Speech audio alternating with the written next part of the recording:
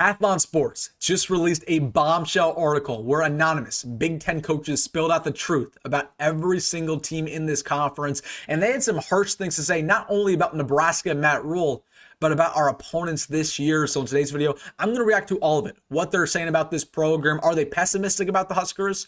Are they optimistic? Do they think we're going to live up to expectations? And also, what are they saying about our opponents? Are our opponents getting better or are they getting worse? We will see. So really quick, we're going to react to every single team in the Big Ten, what they're saying. Hit that like button if you're fired up. And also, if you're a diehard Nebraska fan and you're not subscribed, it would make my day. Takes 2 seconds. If you enjoy daily Husker content, hit that subscribe button. Thank you so much. But without further ado, let's just get into it, talking about what anonymous Big Ten coaches had to say about every single team in this conference. You know, usually when these anonymous coaches start saying stuff, they don't hold back. They're very honest, especially in these preview magazines by Athlon, Lindy's, Phil Steele most notably. So I'm excited to see what we have in store, not only about Nebraska, but every single team in the conference. So let's just get things started with Illinois. We're going to go pretty rapid fire here, but Illinois, I'm interested to see what they have to say, not only because Illinois is very hyped up this year, but Illinois is quickly becoming kind of a rival to Nebraska, especially online, obviously, with them beating us last year in Lincoln, Friday Night Lights, with them disrespecting Trey Taylor, going after him online when he committed to Nebraska. I'm starting to pretty much dislike Illinois a lot, and Luke Altmaier. So I'm hoping they lose. I'm hoping they're not very successful. So right off the bat, you read this, they're pretty bullish on Illinois. They say that they're returning a lot. They're a physical team, that it would be good for the Big Ten if they made the cultural playoff, you know, to show that there's developing and recruiting at more than just other programs besides Michigan, Ohio State, Penn State, Oregon. So, man, usually they're pretty harsh. It feels like this anonymous Big Ten coach pretty bullish on Illinois. And I don't know if I like that. I'm hoping Illinois does not live up to expectations because I need them to make way for Nebraska. I need Nebraska to be that team that breaks out, not Illinois. But we will see. As for Indiana, I'm interested to see what they have to say about them because obviously Indiana made the college football playoff last year, but they replaced a lot. They say that Indiana may be the biggest culture change in a program in the history of the sport. That's pushing it. Come on, what are we doing here? Like, Kirk Cinnetti's a great coach, but biggest change in the history of the sport? All right. They invested heavily in NIL in support. Kirk Cinnetti's a fantastic coach, obviously, but he wouldn't come without that commitment. That's how they succeeded immediately. I think they improved the offensive line enough to stay in games against top-level physical defenses. They're leaning on the portal again in the secondary because they're still a ways off of a true top-end depth for this league. Everybody is asking who the next Indiana is, but there's no real reason why it isn't Indiana again. I don't agree with that. Like, Indiana's going to be good. They're probably going to win 7 or 9 games, 7, 8, 9 games at best, but they lost so much production last year. You lose your quarterback, and while I think Fernando Mendoza is going to be good for them, he's not going to be the guy that had last year, Curtis O'Rourke. So it is what it is. I don't like this. It's funny. All these anonymous Big Ten coaches, they're so bullish on these other programs that we'll get to Nebraska, and they're like, yeah, Nebraska sucks. Just wait for it. All right, let's see what they have to say about Iowa. You can look at them 2 different ways. The first is this is the type of roster where Kirk Ferentz surprises opponents and they come out more cohesive and physical than you could expect. And you look up at the roster and or you look up one day and you're like, oh my goodness, they won 10 games. How is it even possible? The second is that they're really struggling on offense to the point where Tim Lester and the staff have everything riding on an FCS transfer quarterback who didn't play in the spring at all. We've seen this work before at other schools, but it could also fall apart. I have a lot of questions all over the offense too. If Gronowski is good though, they'll be fine. I agree with this assessment. Like, Iowa always does less with more. Their defense is going to be fine. But once again, you look at this offense on paper and it is absolutely horrific. Their running back core is horrific. Their wide receiver core is horrific. Their offensive line is not what Iowa offensive line used to be. It is really, really bad. And you have everything riding on an FCS quarterback who, while he might be good and you're paying him $1.5 million, if you didn't know that, now you know, that's a huge adjustment. To go from South Dakota State to playing Iowa football against some of the better teams in the Big Ten, I just don't think he's going to live up to expectations. I think Iowa, this is the year where they finally dip down and they win 6 or 7 because usually they don't take transfer quarterbacks. When was the last time they had a transfer quarterback who came in there and started day one? Can't remember the last time that happened. I don't think it's going to be well for them this year. I think this is the year they dip down. Maryland, we do play Maryland this year. I can already tell they're not very optimistic about Maryland. It's nearly impossible to tell what these guys are going to look like, but it sure seems like it's getting harder and harder for these guys. The portal hit them really hard. On the flip side, they're landing elite players right now for the most recent signing class next season. You can't argue with Loxley's results. So how does it all come together? I think they're going to struggle on both sides of the ball this season, and offensive line has to improve immediately. I agree with you. Again, Maryland's a team that's going nowhere fast. I think this is the last year for Mike Loxley. It looked good from a couple years ago, but they got no talent anymore, man. And they have no transfers coming in. You got a decent quarterback, but that's just about it. I am worried about this game given the fact that you're going there on the road, and then you have Minnesota the next week, kind of a trap game. But Nebraska, from a roster standpoint, we should really dominate them. Let's see what they say about Michigan. They say that they're a serious postseason contender last year if they had a quarterback on the roster. Now they do, according to Athlon Sports. I agree with that. Like, Michigan, they were pretty decent last year. They beat Alabama in the bowl game. They beat Ohio State, obviously, in the game.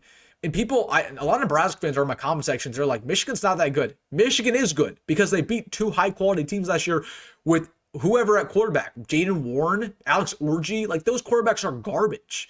Now they have Bryce Underwood, who 5-star quarterback. We'll see if he makes that adjustment. I think he's going to struggle off the bat, but he still has a high potential. You got a transfer coming in from Fresno State as well. We'll see there. We'll see. They say the focus is on Bryce Underwood, but it should be on finding new backs to go with him. I agree. And you lost a couple of running backs in the portal. Benjamin Hall, most notably. You lose 2 to the NFL draft and Mullings, and you lose Donovan Edwards. So, yeah, definitely there are some questions still with this Michigan offense. I think Nebraska can exploit that in Lincoln week 4. Michigan State. We also play Michigan State this year. Smith is applying a steady plan here. They're not going to make a huge splash, but they're going to improve steadily. Kind of like Matt Rule, maybe? I don't know. They're going to need a lot of work on defense, so I like to hear that. I like to hear that because we need to exploit them on defense, specifically on the line in the secondary. But they've done a really good job of transfers. If you're looking at the most improved program this season, these guys might be it. Aiden Childs was doing too much last year. They made a stat change and brought in one of his guys. I think that can help. A bowl is definitely possible for them this year, and the roster is going to be better overall. So Michigan State, they're not crazy high on them, but they think they're going to improve. I'm not crazy about Aiden Childs. I think he's really bad, to be honest with you. I think he was overrated when he transferred from Oregon State initially. Nebraska, they should dominate. They should dominate. Minnesota, we also play Minnesota this year. PJ Fleck has built a consistent winner, even though it's not an elite level. So the good news is the bad news, depending on your expectations, because it's some more of the same. Yeah, sounds about right with Minnesota. Okay, I'll tell you what I think about Minnesota. Minnesota peaked in 2019 with PJ Fleck. They were very good that year. Kind of like Brett Bielema is kind of peaking now, but right now they're just a solid program. They're like a Minnesota. There's really no other way to put it. They're kind of like a Northwestern back in the day. Like Northwestern was always pretty good to win 6-7 games, but never really anything more. Sometimes they'd surprise you to make the Big Ten championship by sneaking out 8 wins. And it's like, how did they make the Big Ten championship?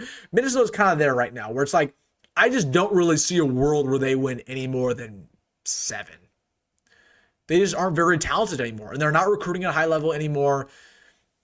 Again, it's kind of like a Fred Hoiberg situation with Nebraska basketball, where you're good enough to never get fired, but you're never bad enough to get, or you're not bad enough to never get fired, or you're never good enough to make that big jump. That's kind of where Minnesota's at. So that's a big time game on a Friday night. Hopefully we can do that. All right, Nebraska. Here we go. Expectations are building here, and I think this group can meet them. Oh, okay. Okay. Putting Dana Holgorsen as an offensive coordinator is a great move for Matt Rule, and I think he'll create a lot of advantages for Dylan in that offense. I do too. The defensive coordinator change won't really affect what they do schematically. You're correct. They need a big play receiver to step up. Well, I think we have a couple of those. I think we have a Dane Key. I think we have a Jacory Barney. I think we have a Nyziah Hunter. I think we have a Demitrius Bell who could step up. I think even a guy like Jaden Doss has that big playability. Even a Cortez Mills has that big playability. So we have that checked. I think they're more talented on paper than the Nebraska roster has been in years. The expectations are that they break out and finally compete among the top level of the Big Ten. That might not happen, but I think it's realistic to expect a better Bulls at the destination and more wins in Dylan to get more national spotlight. No, Matt knows how to do this, and they're headed in the right direction. So, well, that's actually, usually they're kind of ripping Nebraska in these. So I'll take it. I'll take it. Now, they think Nebraska's going to make a better bowl game. Dylan's going to get more national spotlight. Honestly, I don't care about all that. Like, I'll tell you this. With the new cultural playoff, to me, it's playoff or bust. It's either you make a bowl game, that's cool, or you got to make the playoff after that. So, I mean, making the Pop-Tart Bowl, which is now like the premier bowl game, doesn't mean much to me. But interesting. Okay. Some good things to say about Nebraska, nothing too in detail, but they're not ripping us to shreds. That tells you that they're kind of buying our stock a little bit and they think we're really talented, which I think we are. But honestly, I don't think our season depends on the talent of this team. I think our season really depends on how the coaching can do, especially in these late game situations, fourth quarter, when we need the coaching to step up. Can they make the decisions, the play calls when needed? That's all I'm looking for us to be successful. Overall, let's look at these other things. We play Northwestern this year, I believe. Things don't look great here. Yep, you're correct. Northwestern, I think, will be the worst team in the Big Ten. I think they'll be even worse than Purdue. Ohio State, we do not play Ohio State. They're going to be fine. We're not even going to read that. We don't play Oregon. Penn State, we do. This is the best roster in James Franklin's time. Jim Knowles is a smart addition. Watch out for defensive end Danny Dennison. Yeah, he's a dog. They got Drew Aller. They got the running back. Yeah, best running back core in America. This is the season James Franklin's entire coaching career could be judged by. If they don't change their big game abilities with this group, it's not happening. I mean, Penn State made the college football semifinal last year. Like, they're not chopped liver over here. But, yeah, I mean, I agree with them, though. This is the kind of the year where Penn State got to go and try to win a natty. Like, this is it, man. So, interesting we played them. Purdue, this is a tough rebuild. I agree. Rutgers, don't play them. UCLA, we do. If Nico Amalavia wasn't a local kid, I don't think these two end up together. Well, he had to end up somewhere. Nico wasn't, nobody wanted to get Nico, man. He was such a red flag. He only cares about the money. You might not be wrong, but UCLA needed him. UCLA needs him. Like, Nico's still a good quarterback, and he's still an upgrade from the guy they had before. It's going to be fascinating to watch. I think it's hard to understand if you're in Nico's camp. Okay, cool. They portaled a lot of guys on defense to make up for some major losses. Okay, cool.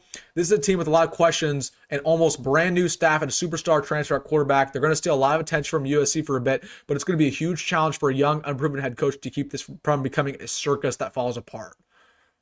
Wow, that's disrespectful. Okay. Maybe I'm alone here, but I actually think UCLA can make a bowl game this year. I actually think they can win like 7 games. I actually kind of like their roster. I don't know. What do I know, though? What do I know? They hate Watt. This must have been a USC coach. This must have been a USC coach who did this anonymous interview, bro. It had to have been. It had to have been. There's no way. Let's see if they're hyping up USC. Then we know. The talk is all about Lincoln Riley making another elite quarterback, but I think the metric here is how much the defense can improve. I agree. The defense is always terrible for USC. I think they can take a jump this year because they're bringing in more talented players in a proven system. Okay, cool. You assume Jaden Mayava continues to build a comfort level. They'll be better fit for the offense, but watch the defense. If they can take the next step, we're talking about a team that can go in and play the best programs in the nation again. Yeah, this was a USC coach who did this interview. It had to have been, right? It had to have been. I'm not that bullish on USC. Like, yeah, they're talented. Yeah, they brought in a lot of good players. They always are talented, but this is falling apart for USC. And Lincoln Riley's kind of on the hot seat from last year. So, whatever. Washington, we don't play them. Not even going to read it. Wisconsin, we don't play them. All right. Just kind of wanted to show you this. Anonymous coach talking about the rest of the Big Ten. Let me know your thoughts about everything. Hey, I want to know your thoughts. Non-Nebraska related. Who's your sleeper team? And don't say Nebraska because we're all kind of hoping Nebraska does well. But of all the teams in the Big Ten, who do you think is going to be that sleeper team that says, okay, maybe is the Indiana this year? My pick's UCLA. I kind of already told you. If I were to give you a second one, I think it might be Purdue. Not because maybe not Purdue's going to win a bowl game, but there's people who expect Purdue only to win like 2 games. I think Purdue could maybe even win 5 or 6 if everything goes right. Purdue might be better than people expect. Those are my hot takes. I'll stick to them. All right, guys, let me know your thoughts down below. Hey, if you made this far in the video, hit that like button and subscribe. As always, folks, go big red, go Met Roll, and I'll see you in the next one.